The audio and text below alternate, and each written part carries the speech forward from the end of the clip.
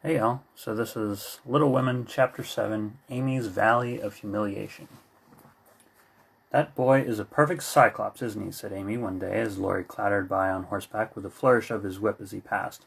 "How dare you say so when he's got both his eyes? And very handsome ones they are, too," cried Jo, who resented any slighting remarks about her friend. "I didn't say anything about his eyes, and I don't see why you need to fire up when I admire his riding." "Oh my goodness, that little goose meant a centaur, and she called him a cyclops," exclaimed Jo, with a burst of laughter. "You needn't be so rude. It's only a lapse of lingy, as Mr. Davis says," retorted Amy, finishing Jo with her Latin. "I just wish I had a little of the money Laurie spends on that horse," she added, as if to herself, yet hoping her sisters would hear. "Why?" asked Meg kindly, for Jo had gone off in another laugh at Amy's second blunder. "I need it so much. I'm dreadfully in debt, and it won't be my turn to have the rag money for a month." "In debt, Amy? What do you mean?" And Meg looked sober. "Why, I owe at least a dozen pickled limes, and I can't pay them, you know, till I have money, for Marmee forbade me my having anything charged at the shop." "Tell me all about it. Are limes the fashion now? It used to be pricking bits of rubber to make balls." And Meg tried to keep her countenance. Amy looked so grave and important. "Why, you see, the girls are always buying them. Unless you want to be thought mean, you must do it too. It's nothing but limes now, for everyone is sucking them in their desks in school time, and trading them off for pencils, bead rings, paper dolls, or something else at recess.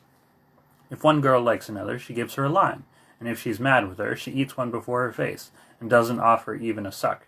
They treat by turns, and I have had ever so many, but haven't returned them, and I ought, for they are debts of honor, you know." "How much will pay them off, and restore your credit?" asked Meg, taking out her purse. "A quarter would more than do it, and leave a few cents over for a treat for you. Don't you like limes?" "Not much. You may have my share. Here's the money. Make it last as long as you can, for it isn't very plenty, you know." "Oh, thank you. It must be so nice to have pocket money. I'll have a grand feast, for I haven't tasted a lime this week. I felt delicate about taking any, as I couldn't return them, and I'm actually suffering for one." Next day Amy was rather late at school, but could not resist the temptation of displaying, with pardonable pride, a moist brown paper parcel before she consigned it to the inmost recesses of her desk. During the next few minutes the rumor that Amy March had got 24 delicious limes (she ate one on the way) and was going to treat circulated through her set, and the attentions of her friends became quite overwhelming. Katie Brown invited her to her next party on the spot. Mary Kingsley insisted on lending her her watch till recess, and Jenny Snow, a satirical young lady, who had basely twitted Amy upon her limeless state, promptly buried the hatchet and offered to furnish answers to certain appalling sums.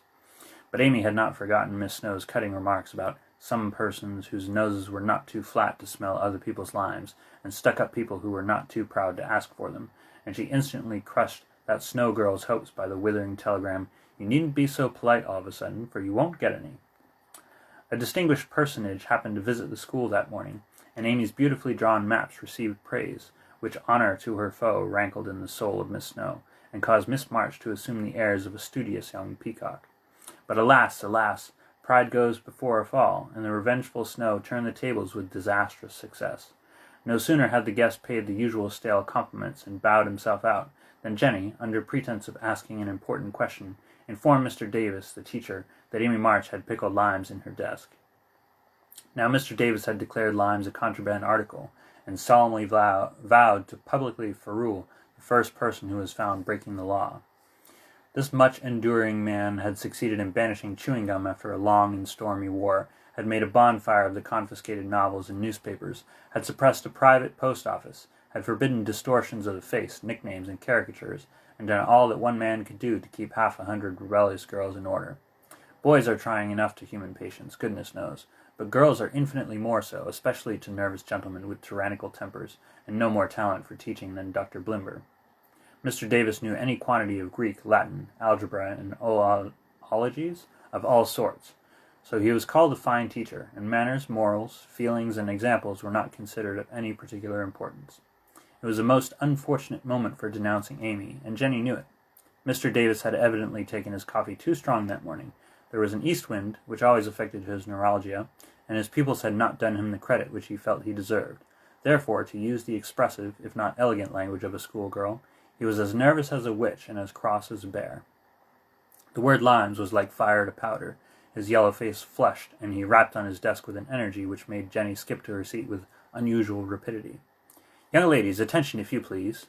At the stern order the buzz ceased, and 50 pairs of blue, black, grey, and brown eyes were obediently fixed upon his awful countenance. Miss March, come to the desk. Amy rose to comply with outward composure, but a secret fear oppressed her, for the limes weighed upon her conscience. Bring with you the limes you have in your desk, was the unexpected command, which arrested her before she got out of her seat. Don't take all, whispered her neighbor, a young lady of great presence of mind. Amy hastily shook out half a dozen and laid the rest down before Mr. Davis, feeling that any man possessing a human heart would relent when that delicious perfume met his nose.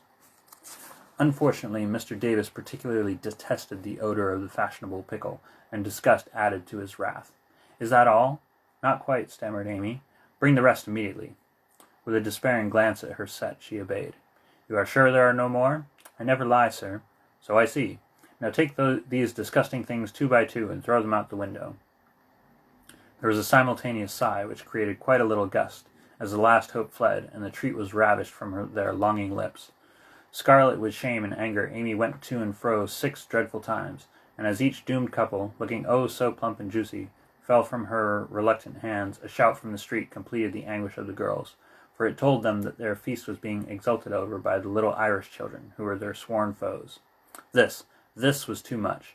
All flashed indignant or appealing glances to the inexorable Davis, and one passionate lime-lover burst into tears. As Amy returned from her last trip, Mr. Davis gave a portentous hem, and said in his most impressive manner, Young ladies, you remember what I said to you a week ago. I am sorry this has happened, but I never allow my rules to be infringed, and I never break my word. Miss March, hold out your hand. Amy started and put both hands behind her, turning on him in an imploring look which pleaded for her better than the words she could not utter. She was rather a favorite with old Davis, as, of course, he was called, and it's my private belief that he would have broken his word if the indignation of one irrepressible young lady had not found vent in a hiss. That hiss, faint as it was, irritated the irascible gentleman, and sealed the culprit's fate. Your hand, Miss March, was the only answer her mute appeal received, and too proud to cry or beseech, Amy set her teeth, threw back her head defiantly, and bore without flinching several tingling blows on her little palm. They were neither many nor heavy, but that made no difference to her. For the first time in her life she had been struck, and the disgrace, in her eyes, was as deep as if he had knocked her down. You will now stand on the platform till recess, said Mr. Davis, resolving to do the thing thoroughly since he had begun. That was dreadful. It would have been bad enough to go to her seat, and see the pitying faces of her friends, or the satisfied ones of her few enemies, but to face the whole school, with that shame fresh upon her, seemed impossible, and for a second she felt as if she could only drop down where she stood and break her heart with crying. A bitter sense of wrong and the thought of Jenny Snow helped her to bear it, and taking the ignominious place, she fixed her eyes on the stove funnel above what now seemed a sea of faces, and stood there, so motionless and white, that the girls found it very hard to study with that pathetic figure before them. During the 15 minutes that followed, the proud and sensitive little girl suffered a shame and pain which she never forgot. To others it might seem a ludicrous or trivial affair, but to her it was a hard experience, for during the 12 years of her life she had been governed by love alone, and a blow of that sort had never touched her before. The smart of her hand and the ache of her heart were forgotten in the sting of the thought, I shall have to tell at home, and they will be so disappointed in me. The 15 minutes seemed an hour, but they came to an end at last, and the word recess had never seemed so welcome to her before. You can go, Miss March, said Mr. Davis, looking, as he felt, uncomfortable. He did not soon forget the reproachful glance Amy gave him as she went, without a word to anyone, straight into the anteroom, snatched her things, and left the place forever, as she passionately declared to herself. She was in a sad state when she got home, and when the older girls arrived, some time later, an indignation meeting was held at once. Mrs. March did not say much, but looked disturbed, and comforted her afflicted little daughter in her tenderest manner. Meg bathed the insulted hand with glycerin and tears. Beth felt that even her beloved kittens would fail as a balm for griefs like this. Joe wrathfully proposed that Mr. Davis be arrested without delay, and Hannah shook her fist at the villain and pounded potatoes for dinner as if she had him under her pestle. No notice was taken of Amy's flight, except by her mates, but the sharp-eyed demoiselles discovered that Mr. Davis was quite benignant that in the afternoon, also unusually nervous. Just before school closed, Jo appeared, wearing a grim expression as she stalked up to the desk and delivered a letter from her mother, then collected Amy's property and departed, carefully scraping the mud from her boots on the doormat as she shook the dust of the place off her feet. "Yes, you can have a vacation from school, but I want you to study a little every day with Beth," said Mrs. March that evening. "I don't approve of corporal punishment, especially for girls. I dislike Mr. Davis's manner of teaching, and don't think the girls you associate with are doing you any good, so I shall ask your father's advice before I send you anywhere else." "That's good. I wish all the girls would leave and spoil this old school. It's perfectly maddening to think of those lovely limes," sighed Amy with the air of a martyr. "I am not sorry you lost them, for you broke the rules and deserve some punishment for disobedience," was the severe reply, which rather disappointed the young lady, who expected nothing but sympathy. "Do you mean you are glad I was disgraced before the whole school?" cried Amy. "I should not have chosen that way of mending a fault," replied her mother, "but I am not sure that it won't do you more good than a milder method. You are getting to be rather conceited, my dear, and it is quite time you set about correcting it. You have a good many little gifts and virtues, but there is no need of parading them, for conceit spoils the finest genius. There is not much danger that real talent or goodness will be overlooked long. Even if it is, the consciousness of possessing and using it well should satisfy one. And the great charm of all power is modesty." "So it is," cried Laurie, who was playing chess in a corner with Joe. "I knew a girl once who had a really remarkable talent for music, and she didn't know it, never guessed what sweet little things she composed when she was alone, and wouldn't have believed it if anyone had told her." "I wish I had known that nice girl. Maybe she would have helped me. I'm so stupid," said Beth, who stood beside him, listening eagerly.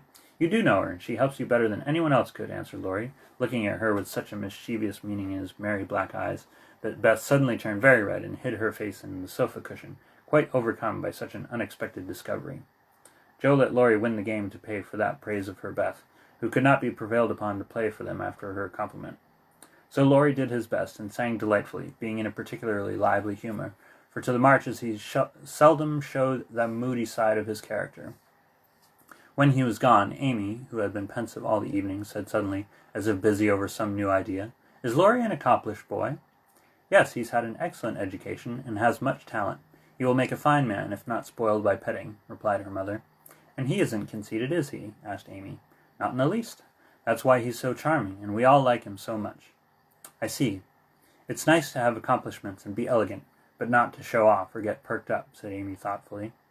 "These things are always seen and felt in a person's manner and conversation, if modestly used, but it is not necessary to display them," said Mrs. March. "Any more than it's proper to wear all your bonnets and gowns and ribbons at once, that folks may know that you've got them," added Joe, and the lecture ended in a laugh. And thus ends Chapter 7. Have a good night, y'all.